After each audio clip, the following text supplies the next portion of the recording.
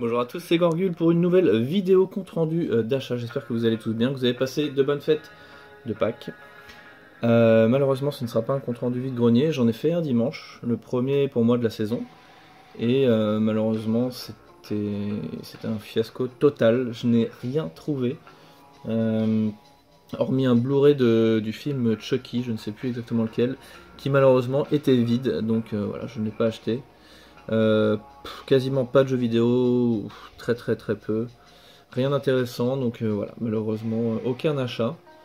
Donc ce ne sera que des achats d'internet comme d'habitude et aussi des échanges par lesquels on va commencer d'ailleurs.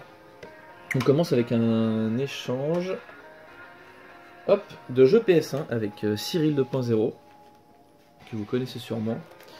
Donc en fait j'avais vu une vidéo à lui montrant un jeu qu'il allait échanger, donc je lui ai envoyé un petit message et on a fait un petit échange. Donc au final voilà ce qu'on s'est échangé, voilà ce qu'il m'a envoyé.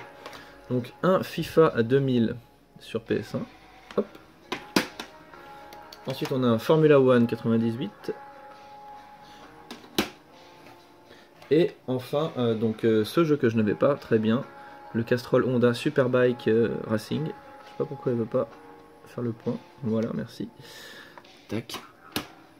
Et ensuite, donc le jeu que j'avais repéré, il s'agit de Atelier de jeu, pardon, Bugs Life, donc 1001 pattes de Disney. Voilà.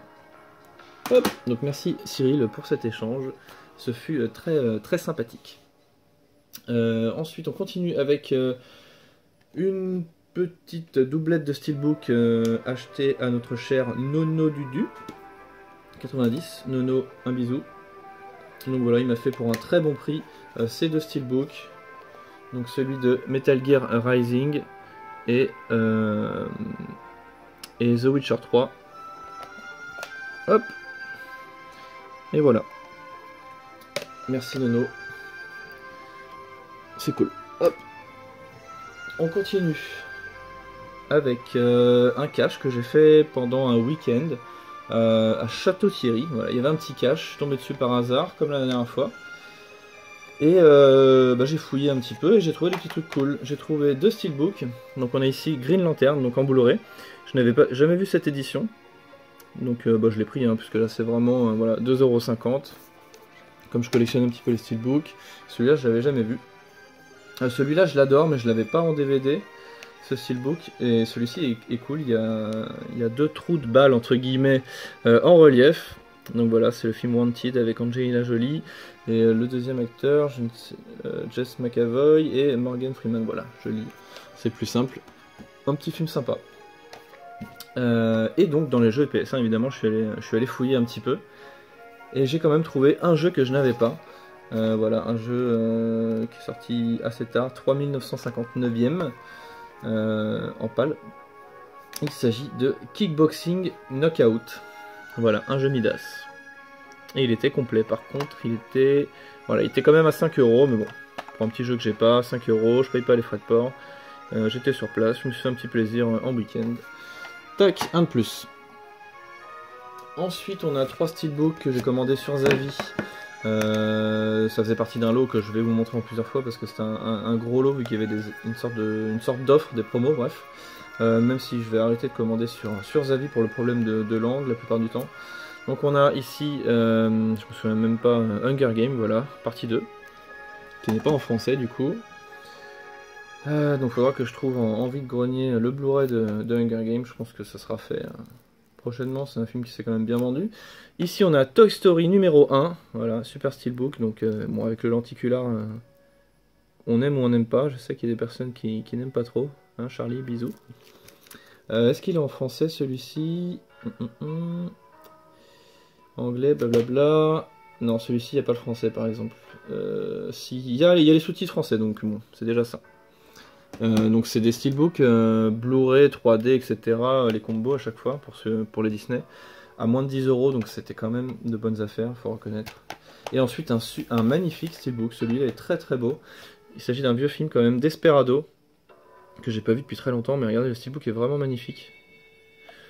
J'aime beaucoup. Donc c'est plus le steelbook qui m'a séduit là pour le coup que le film que j'ai vu il y a longtemps et qui m'a pas forcément laissé un souvenir impérissable. Mais bon, à revoir à l'occasion, ça se trouve il doit pas être en français encore. Enfin, on continue avec des petits achats à Micromania. Donc en général, quand je vais à Micromania, ce que je fais, c'est que je regarde dans les bacs d'occasion et je cherche un petit peu les jeux dont on n'entend pas beaucoup parler et qui pourraient éventuellement m'intéresser. Puisque les gros jeux, les AAA, etc., on les trouve sur le bon coin d'occasion à de très bas prix facilement, contrairement des fois à des petits jeux, des petits jeux un peu moins connus et que j'ai plus envie de tester du coup pour voir de quoi il retourne. Donc on a un jeu que j'ai commencé, dont j'ai commencé à jouer, je vous en parlerai à la fin de la vidéo. Et ensuite on a cela, donc Has Been Heroes, donc je peux pas du tout vous en parler parce que je ne les connais pas. Voilà, donc c'est des petits jeux autour de 10 €.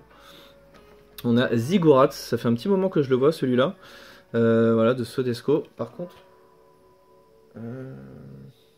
ça a l'air d'être un FPS, hein, j'avais jamais fait gaffe, mais bon. Donc voilà, ça m'intrigue un petit peu. Hop. Ensuite, de chez Badland, on a The Sexy Brutal. Voilà, je sais pas du tout de quoi ça parle, même si Nono m'en a un tout petit peu parlé. Voilà, pour 13 €, donc pareil. En général, on a des trucs cool chez Badland.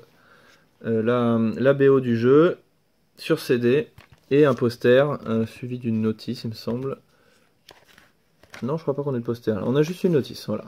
Une belle notice, en couleur. Hop. Donc voilà, ça c'est le genre de jeu intriguant. Il me semble que c'est un point and click celui-ci. J'ai pas du tout envie de faire des point and click en ce moment, mais bon. Au moins, il est de côté. Tac. Et j'ai demandé par hasard, parce que j'avais vu sur Facebook un steelbook qui tournait. Et j'ai demandé s'ils en avaient, et j'ai eu de la chance. Je suis tombé sur un vendeur sympathique qui allait me chercher ça dans l'arrière-boutique. Donc bon, je sais pas vraiment ce que c'est en fait. Hein. C'est un steelbook PlayStation Plus. Donc bon, Power Up Your Play. Je ne sais pas vraiment à quoi ça correspond. Je pense que c'est juste un steelbook comme ça, décoratif quoi. Donc voilà, c'est cool d'avoir récupéré ça. Hop.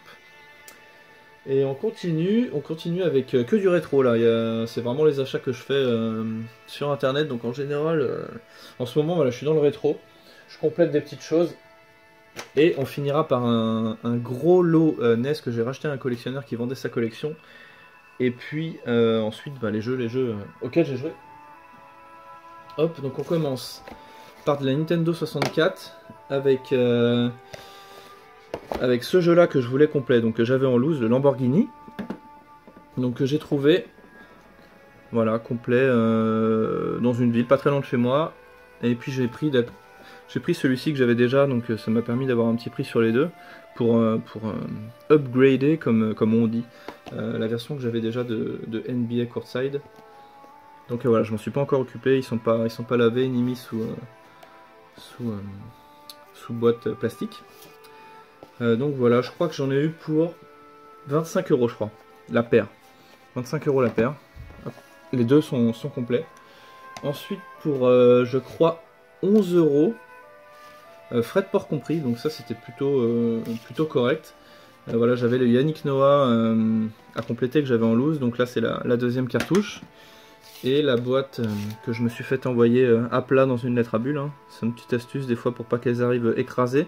Vous demandez à la personne de vous l'envoyer à plat dans la lettre. Donc j'ai juste cette étiquette en plein sur la tête de Yannick. Hein. Il s'amuse bien chez Auchan. À enlever, j'espère que je vais y arriver sans trop de problèmes. Voilà, ensuite on a la petite cale et la notice. Donc 11 € frais de port, ça c'est pas mal. Et ensuite excusez-moi, un jeu sur un Nintendo, Super Nintendo, je vais y arriver.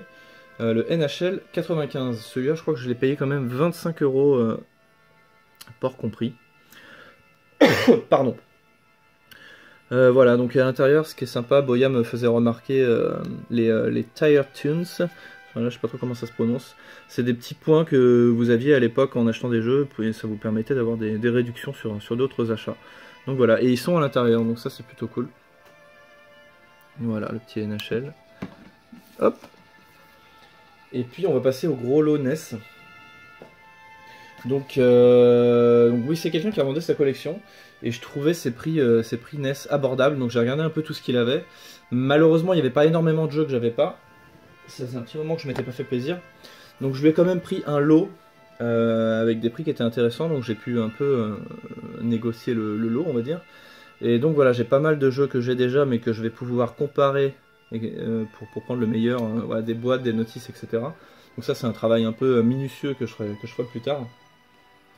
Donc dans les jeux que... Donc en gros, je vous dis directement, il y a 11 jeux, et j'ai payé le lot 210 € ou 215 € si je me trompe pas, donc ça fait à peu près 20 € par jeu. Voilà, donc on avait dans ce lot un Megaman 2 sans notice, voilà, en bon état. Non, je vais pas faire le détail de chaque jeu parce que sinon il y en aura pour un moment. On avait un Paperboy complet qui est pas mal rescotché, donc celui-ci on verra. Donc tout cela c'est des jeux que j'avais déjà. On a le Bayou Billy complet, le Robocop 1, ensuite le Wars of the Black Manta, avec un super dessin. Ici on avait un Captain Planet, celui-là il m'a quasiment cédé, il m'a dit que c'était une version espagnole. Je trouve faudra que je compare avec le mien, voilà on voit je sais pas, le grain de l'image est vraiment pas beau. Donc bon, on verra, j'ai pas encore fait le tri, le détail. On avait ici un Double Dragon 2. Hop, et les Schtroumpfs. Voilà. Donc ça c'est pour les jeux que je possédais, donc je vais devoir un peu comparer tout ça, mais je ferai ça plus tard. Et ça c'est 3 jeux que je ne possédais pas. Donc on a Mario et Yoshi, avec un superbe dessin, magnifique. Donc complet, hop. On a ici les Simpsons, Bart versus The Space Mutant. Voilà. Et ensuite, une belle pièce, petit coucou à Francisco, petite pensée. Les Chevaliers du Zodiaque. Par contre celui-ci sans notice. Donc voilà, je suis en train de chercher tranquillement cette notice. Si jamais quelqu'un parmi vous aurait cette notice en loose, eh bien contactez-moi, on sait jamais. Donc voilà, ce petit jeu Chevalier du Zodiaque. Un petit lot NES, voilà, ça faisait longtemps que j'avais pas acheté un gros lot pour me faire un petit peu plaisir. Donc cette chose faite. Et on continue, donc c'est terminé pour les achats. Et maintenant on passe au jeu auquel j'ai joué, que j'ai terminé et auquel je suis en train de jouer. Donc on commence par le moins bon de tous. Un jeu que je ne vais pas conseiller, c'est assez rare parce que je suis plutôt bon public en général. Mais là j'ai été plutôt déçu, hein, il faut dire ce qui est, enfin j'ai même été très déçu. Donc par ce Black Mirror, voilà, que je connaissais pas du tout, que j'ai lancé comme ça, au pif. Bon, c'est un mauvais jeu, c'est un mauvais jeu. C'est une sorte un peu de point and click énigme, avec un scénario, tout ça, hein. Je vous dis rien au cas où vraiment vous avez envie de le faire. Il y avait des choses cool au début, il y avait une énigme vraiment sympa, et je me suis dit bon si, même si donc le jeu est pas très beau, etc. Mais s'il y a quelques énigmes un peu rotor ou qui demandent à réfléchir, ça peut être cool. Et malheureusement les autres énigmes qu'il y a eu ont été ratées. Voilà. Soit vous aviez une aide qui vous donnait carrément la solution, ou soit les énigmes étaient mauvaises, quoi. Je ne me souviens plus exactement, mais voilà, c'est un jeu qui est mauvais. L'histoire elle est pas vraiment attrayante. Enfin, voilà un mauvais jeu, c'est dommage. Je crois que même la bande son est pas terrible. Peut-être qu'il y a une, ah si, peut-être sur le menu. Je sais pas, je m'en souviens plus. Mais voilà, donc j'ai terminé le jeu, je sais plus, c'est entre 10 et 15 heures à peine. Voilà, assez déçu. Tac, donc on va pas y rester longtemps. Ensuite, un jeu que j'ai lancé il y a quelques jours et que j'aime énormément, mais bon, déjà je vous présente le jeu. Donc il s'agit de Battle Chasers Night War, donc voilà, que j'ai payé 13 € à Micromania, ça faisait partie du lot que je vous ai montré tout à l'heure. Un petit RPG US, d'après ce que j'avais lu. Franchement, super cool. Une BO magnifique. Des dessins... Donc apparemment, qui c'est qui m'avait dit ça? Que c'était le dessinateur de chez... Je crois que c'est Zugma. De chez Darksiders. Donc très joli. Doublé en français. Voilà, même si le doublage n'est pas foufou, il a le mérite d'avoir été fait. Donc voilà, c'est un RPG tour par tour. Donc moi j'aime beaucoup ce style à la base, même si j'en fais pas énormément. Mais voilà, tout se passait bien, on va dire. Donc je suis en mode normal. Il y a des sortes de donjons, on peut choisir la difficulté. Donc au début je mets le minimum, le mode normal. Et tout se passait bien, sauf que là je suis à un endroit du jeu où d'un coup le jeu a décidé de de se dire on va mettre des personnages, des ennemis avec 3-4 niveaux au-dessus de toi et franchement les combats sont devenus, je me fais presque one shot quoi. En 2 coups tous mes bonhommes sont morts, on est à 3, on est une équipe de 3 en gros. Donc tout se passait plus ou moins bien, le jeu n'était pas dur et d'un coup il est très dur. Voilà, il n'y a pas eu d'entre-deux où je faisais des combats assez costauds, je devais me soigner etc. Non, là je peux plus me soigner, je me fais défoncer en 2 coups. Donc soit il y a un truc que j'ai pas compris, soit il faut que je fasse du level up. Et ça j'aime pas non plus, je préfère que le jeu ait une progression, une difficulté qui progresse tranquillement sans être déséquilibré, sans te barrer la route en te disant pour l'instant tu vas faire du level up et tu reviendras plus tard. Voilà, donc pour l'instant j'en suis là, je suis un peu bloqué, peut-être que je me débrouille mal parce que c'est pas mon genre de jeu, mais voilà, je pense quand même avoir compris les mécaniques. Donc je vais m'y remettre un petit peu aujourd'hui. Je vais voir ce que ça donne, mais si le jeu devient trop dur et qu'il faut taper des ennemis qu'on a déjà tapé pour monter son niveau, je pense que je vais arrêter parce que c'est un jeu qui va sûrement me prendre pas mal de temps. Je suis déjà à 12 ou 13 heures. Donc bon voilà. Mais sinon, voilà, ça partait vraiment bien. Si jamais des personnes l'ont fait et ont remarqué aussi qu'il y avait cette espèce de fossé de difficulté à un moment, je suis au niveau 9-10. Voilà, ou si je me démerde mal, s'ils peuvent me donner des conseils, c'est avec grand plaisir. Voilà. Ensuite, on continue avec un jeu en cours. Il s'agit de Before the Storm, Life is Strange, que je fais avec ma copine en ce moment. Et bien pour l'instant ça va, alors c'est elle qui joue, je crois la plupart du temps. Donc moi je regarde, et puis bon après on joue à deux, etc. On prend des décisions à deux.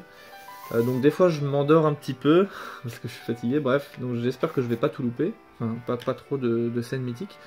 Alors, la musique du menu, je kiffe.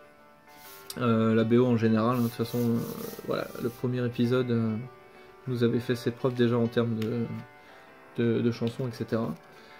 Ensuite, évidemment, bon, je veux pas spoiler pour ceux qui n'ont pas fait l'autre, mais bon, bref, je vais rien dire. Je vais juste dire que ça me plaît. J'aime bien voir des personnages qu'on connaît déjà et qu'on voit évidemment donc avant tout ce qui s'est passé dans l'épisode précédent. J'ai fait que le premier épisode.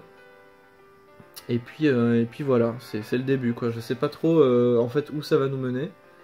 Je suis curieux de voir comment ils vont faire un peu la jonction des deux jeux quoi. Voilà, c'est sympa. Après c'est sûr qu'on connaît, c'est pas nouveau, on connaît les graphismes, on connaît les personnages. Et il y a une mécanique qui est différente que dans l'opus précédent évidemment. Donc je vais pas trop en dire. Non, très sympa. On aime l'ambiance, de toute façon en général si on a aimé Life is Strange, on aimera celui-ci sans être surpris plus que ça, mais voilà. Je le conseille quand même, ça c'est sûr et certain. Je continue avec... lequel de deux? Allez, celui-ci. Wolfenstein numéro 2. Que j'ai adoré. Qu'est-ce que je voulais dire là-dessus? Il y a plusieurs choses à dire. Le jeu est excellent, il est super marrant, je savais pas du tout qu'ils étaient partis là-dedans, dans vraiment l'humour, il y a énormément de cinématiques. La bande originale est très belle, puisque c'est le genre de jeu où on la remarque pas forcément, mais là je l'ai bien remarqué, donc c'est qu'elle a titillé un peu mon oreille. Bande originale très bonne, le jeu est excellent, je me suis éclaté à buter du nazi, etc. Il y a un point négatif qui est aussi positif, en fait on peut sauvegarder quand on veut, je crois qu'on pouvait pas faire ça dans le 1, c'était uniquement de la sauvegarde automatique si je dis pas de bêtises. Et du coup, ça rend le jeu beaucoup plus facile. Vous pouvez sauvegarder à n'importe quel moment, même pendant les fights. Alors qu'en général, par exemple dans un Uncharted, et il me semble dans Wolfenstein 1, quand vous êtes dans une période où vous allez vous bastonner avec des mecs qui vont arriver, vous ne pouvez plus sauvegarder par exemple. Et il va falloir tuer tout le monde pour que la sauvegarde soit de nouveau accessible. Ce qui fait que si vous vous faites tuer, vous recommencez toute la zone de fight. Et là c'est pas le cas, vous tuez deux mecs, vous vous mettez dans un coin, vous sauvegardez, vous tuez un autre mec, hop, vous vous cachez, vous sauvegardez. Ça je trouve que c'est un défaut, mais là où c'est une qualité entre guillemets, c'est que ça m'a permis de faire le jeu en ultra hard, en difficulté maximum, parce qu'on peut la changer à n'importe quel moment dans le jeu, et le fait de sauvegarder quand on veut, effectivement, ça aide. Donc voilà, ça permet de faire le jeu en très dur si on veut un peu de challenge. Il y a un moment où j'ai dû baisser la difficulté parce que j'étais complètement bloqué. Voilà, je suis curieux de voir pour ceux qui l'ont fait en difficulté maximum comment ils s'en sont sortis à ce moment-là. Bon, j'irai voir des streams un peu pour voir ça. Bref, très très très bon jeu. Si vous avez aimé le 1, vous prenez celui-là les yeux fermés, même si à mon avis vous n'avez pas attendu parce que ça fait quand même un petit moment qu'il est sorti, et surtout il s'est vendu vraiment pas cher sur certains sites, j'ai entendu. Donc voilà pour ce New Colossus. Et en parlant de Colossus, Shadow of the Colossus. Voilà, le dernier jeu en date. Un jeu que je n'avais jamais fait. La seule fois que j'avais touché ce jeu, c'est quand je l'avais trouvé en vide-grenier sur PS2.